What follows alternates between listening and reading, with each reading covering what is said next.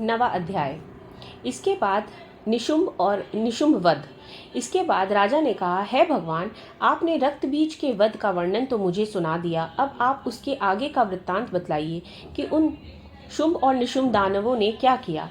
इतना सुनकर ऋषि ने राजा से कहा, है राजन, युद्ध में रक्त बीज तथा अन्यान्य असुरों के विनाश से शुंभ निशुंभ के क्रोध का पारावार ना रहा। अपनी विशाल सेना का संहार होते देखकर निशुंभ देवी की ओर दौड़ पड़ा। उसी के साथ दैत्यों की प्रमुख सेना भी थी। उस राक्षस के अगल बगल भीम काय दैत्य उसके अंगरक्षक के रूप में मौजूद थे। वे सभी क्रोधपूर्वक देवी वध के निमित्त तत्पर होकर आगे आ गए। मात्र गणों से युद्ध करने के बाद महापराक्रमी शुंभ भी चंडिका वध के लिए वहां आ पहुंचा। अब तो देवी के साथ शुंभ निशुंभ का घनघोर युद्ध छिड़ गया। वे दोनों महाबलवान दानव देवी पर मेघों की भांति मूसलधार बाण बरसा रहे थे। राक्षसों द्वारा चलाए हुए बाणों को काटकर देवी ने अपने शस्त्रास्त्रों द्वारा उनके अंडों को वेध दिया। मौका पाकर निशुंभ ने अपनी चमचमाती हुई ढाल लेकर देवी वाहन सिंह के मस्तक पर तेज धार वाली तलवार चलाई।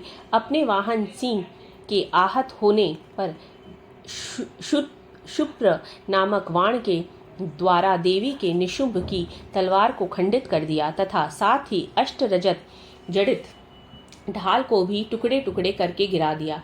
जब उस दानव के पास ढाल एवं तलवार न रही तो अपनी शक्ति का प्रयोग किया, परंतु देवी ने चक्र के द्वारा उस शक्ति को भी खंडित कर दिया। ऐसा देखकर निशुंभ ने क्रोध में आकर देवी वध के लिए अपना त्रिशूल संभाला, लेकिन देवी ने मुष्टिका प्रहार से ही उस त्रिशूल का खंडन कर दिया। फिर तो उसने अपनी गदा चलाई, किंतु वह गदा भी काम न आई और वह देवी के त्रिशूल से भग्न हो गई। इतना होने पर भी वह महाकाय दानव देवी की और अपना फरसा उठाकर चल पड़ा। देवी ने देखते ही देखते अपने बाणों द्वारा उसे धराशायी कर दिया। अपने पराक्रमी भाई को भूमि पर गिरते देखकर शुंभ क्रोधावेश में देवी पर लपका। अपनी अष्टभुजाओं से युक्त वह गगनचुंबी दानव अपने संपूर्ण शस्त्रों को रथ में लेकर आकाश मंडल में दिखाई पड़ने लगा। उसे अपनी ओर बढ़ता देखकर देवी ने शंख ध्वनि की तथा धनुष की प्रचंचा से भीषण टंकार उत्पन्न किया। तदंतर दानवों के तेज नाशक घंटे की ध्वनि गूंजाकर संपूर्ण दिशाओं को भर दिया। जिस सिंह की गर्जना सुनकर बड़े बड़े मतवाले हाथी भी दहल जाते थे, उस देवी वाहन सिंह की घोर गर्जना से दशों दिशाएं प्रकंपित हो उठी। तब आकाश मंडल में काली ने अपनी लंबी छलांग लगाई और दोनों हाथों को भूमि पर दे मारा। उस क्रिया के फलस्वरूप ऐसा भीषण शब्द हुआ जिसमें पहले के सभी शब्द उसमें विलीन हो गए।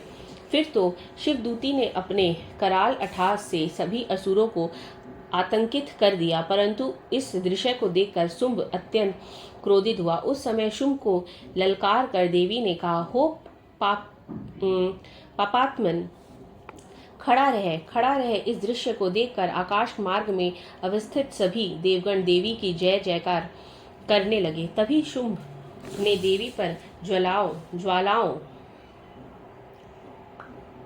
से दहकती हुई भीषण शक्ति चलाई। पर्वतकाय उस भीषण शक्ति को देवी ने एक बहुत बड़ी लुकाटी से अलग हटा दिया। उस समय शुंभ की गर्जन से सारा ब्रह्मांड कांप उठा। है राजन, उसकी गर्जन से ऐसा मालूम हुआ मानो वज्रपात हुआ है, जिसमें सभी प्रकार के शब्द विलुप्त हो गए। शुंभ तथा देवी के द्वारा परस्पर प्रक्षेपित बाणों को दोनों पक्षों ने अपने अपने बाणों द्वारा सैकड़ों और हजारों खंड कर दिए। तब चंडिका ने क्रोध करके अपने त्रिशूल से शुंभ पर भीषण प्रहार किया। उस भयंकर आघात से मूर्छित होकर महादानव शुंभ पृथ्वी पर गिर पड़ा। इतने में निशुंभ की मूर्छा दूर हो गई और उसने पुनः अपने बाणों को बरसाकर देवी चंडिका, काली तथा देवी वाहन सिंह को घायल कर दिया। फिर तो वह दानवराज अपने 10,000 हाथों को उत्पन्न कर देवी पर अपने चक्रों से प्रहार करने लगा और देवी को आच्छादित कर दिया। तदनंतर भगवती दुर्गा ने क्रुद्ध होकर अपने बाणों द्वारा राक्षस के चक्रों और बाणों को खंडित कर दिया। देवी के इस अद्भुत शौर्य को देखकर अपनी सेना के साथ निशुंभ हाथ में गदा लेकर देवी वध के लिए आगे बढ़ा। देवी ने तुरंत ही अपनी तीक्ष्ण तलवार से उस दानव की गदा को काटकर गिराया। गदा विहीन होते ही उसने हाथ में त्रिशूल उठा लिया। देवताओं का उत्पीड़क निशुंभ जिस समय त्रिशूल लेकर दौड़ा, उससे पहले ही देवी ने अपनी शूल द्वारा उसके हृदय को वेद दिया।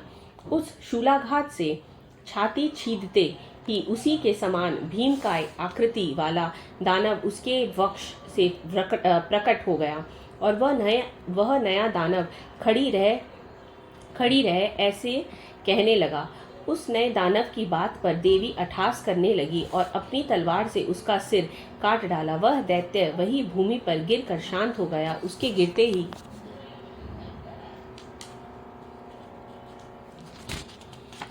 देवी वाहन सिंह उसकी गर्दन चबाने लगा। इस दृश्य को देखकर रोए खड़े हो जाते हैं। सिंह की तरह ही काली और शिवदूती ने भी अन्य राक्षसों का भक्षण करना शुरू कर दिया। कुमारी की शक्ति से विदारित होकर कितने ही दानव नष्ट हो गए। ब्राह्मणी के मंत्र पूत जल के सींचन से कितने ही दानव तेज विहीन होकर रणभूमि से भागने लगे। महेश्वरी के त्रिशूल प्रहार से कितने ही दानव छिन्न भिन्न हो गए। बाराही के थूथून की मार से अनेक राक्षस चकनाचूर हो गए। वैष्णवी ने अपने चक्र से दैत्य के टुकड़े टुकड़े कर दिए। ऐन्द्री के वज्राघात से कितनों के चिथड़े हो गए। उस भयंकर समर में कुछ असुर नष्ट हो गए, कुछ अपने प्राण बचाकर रणस्थल से भाग चले तथा असंख्य दैत्य समुद्राय काली, शिवदूती और सिंह के द्वारा काल कमलित हो गए। इस प्रकार 9वां अध्याय समाप्त।